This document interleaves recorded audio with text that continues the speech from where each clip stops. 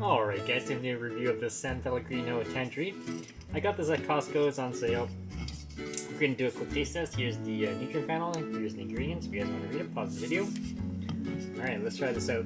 So this is their version of bubbly. And we'll see how well this one tastes. Ooh, it's nice. It has a really nice aroma, and you can smell it just right when you open it. But taste-wise, the orange isn't that strong. The aroma is strong, but the taste isn't that strong. If I had to compare this to the orange bubbly, the bubbly is a little bit better. But the aroma is very nice on this one. So I've tried all three different flavors from Costco, and the cherry one is probably my favorite. But I think bubbly is still better.